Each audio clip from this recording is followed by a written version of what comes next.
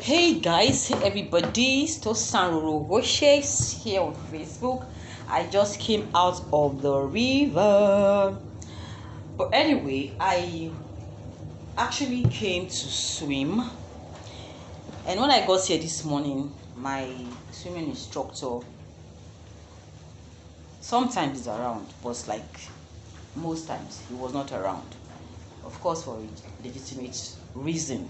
Okay, so he complained that there was something wrong with the pool. That was why he wasn't available to teach me.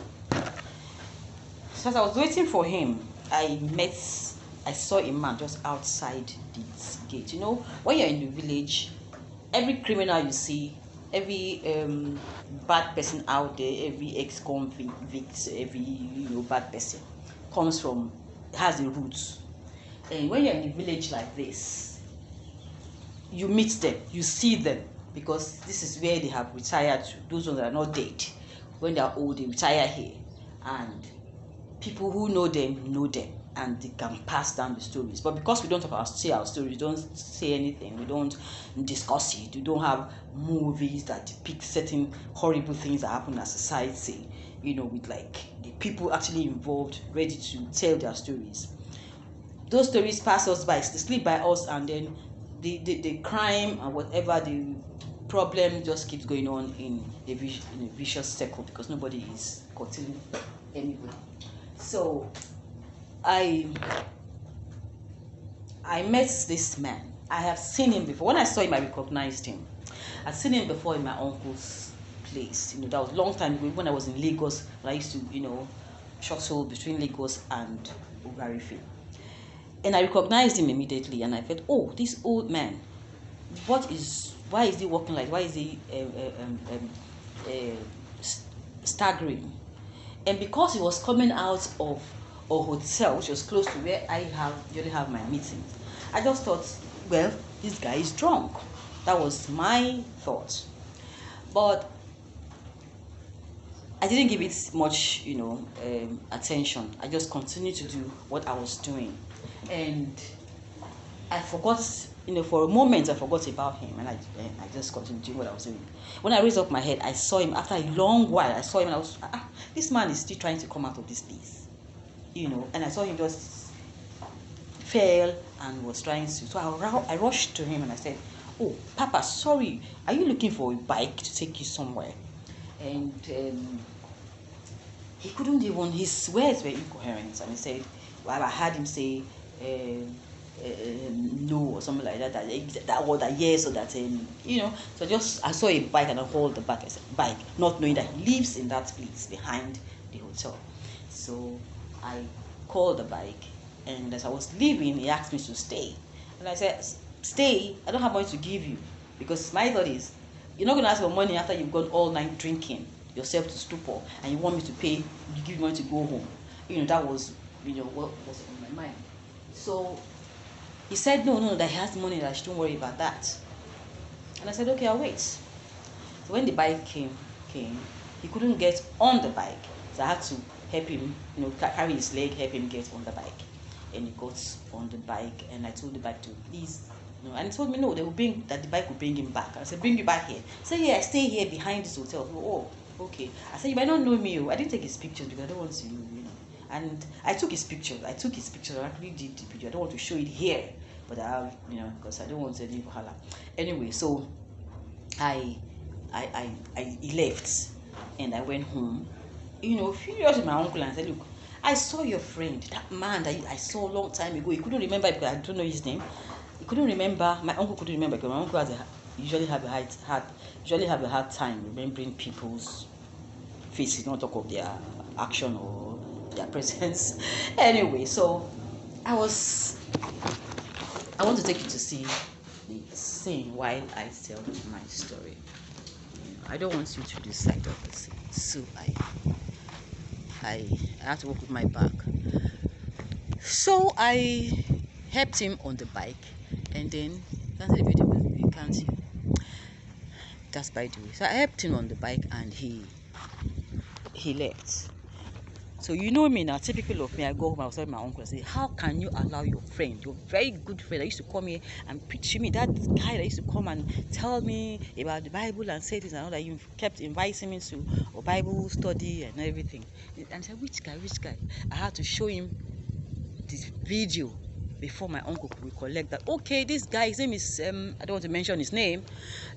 So where did you see him? And I told him, I said, long time I saw him. I said, I saw him, he couldn't walk, he was staggering and falling, and I had to help him on the bike and everything. And he told me he stays behind an hotel. Okay, my uncle said, yes, that's him. That's okay, I know him. That his father used to own the land. In fact, that they had several land. He used to be a rich man. That they had several land. That land belongs to his father, and that he sold it, to the hotel, and he leaves behind. And I said, oh, but the way he's living is bad. He said, that's good for him. That the guy, my uncle does not mince his way. He said, that guy is a wicked human being, that he should, in fact, that he doesn't want to hear about him. I said, uncle, tell me, what is the problem? Why, how can you dismiss this guy just like that? I've known him, we have talked, and I didn't notice any of those things. And then he said, I should sit down, let him tell me the story. He said, the guy is wicked. The guy, his wife, and some other people that are wicked. But at that time, I remember that the wife was a pastor somewhere or a lecturer somewhere and all that and everything. Because that was his third time I was seeing him, was when he came to my uncle's place with his wife. Then I was in Lagos, I just came briefly. So he told me that, then he said that the wife is is coming back to him after being separated for a while. Now, yes, come the story of the separation. All right. So when let me still move a bit further. So when the guy said they were going back together, everybody was like happy that, thank God your wife has come back, your family is back together. Apparently the family have separated for some time. So he told me that this man is wicked and he doesn't want anything to do with him. That all the while he was coming to preach to him and say, that he was looking at him and say, you this bloody thief. Said the guy used to be an armed robber. Like he, I don't know if you can see.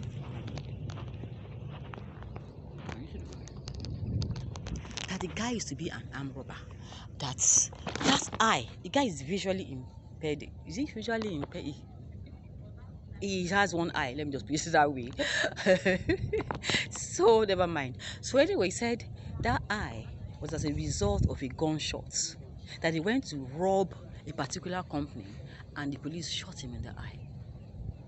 The left or the right eye, I can't really remember, but shot him in the eye. That's how the eye got blind. That even with that eye, with one eye, this guy was still robbing. With his gang, they were robbing the whole Delta State. We did bend this at the time because this was in the 70s, in the 70s. That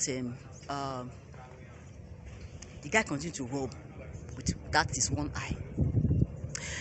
Then one day they went to rob again with the gang, and this wife was with him. She knew all this while. She knew the guy was a bloody robber. She knew that the guy was notorious. She knew everything about it, and now she's claiming to be a good person. I don't want to say Christian, because you sound one kind, you sound somehow. So anyway, this guy continues to, the river is getting fuller and fuller. Thank God I'm out of it. So I didn't say somebody to help me. I'm telling my story, the story of what happened to my audience, and maybe you can come and help me. So, but I'm already doing it this way. So anyway, remember to come back to this channel, because I'm going to give you the concluding part of the story. And if you have not seen the first part, please go back and watch the first part of the story. I will tell you, you'll get to know in the next video that I'll be bringing. Bye. Remember to follow, like, let me hear your comment, let me read your comment, and I'll get back to you. Bye guys. Bye.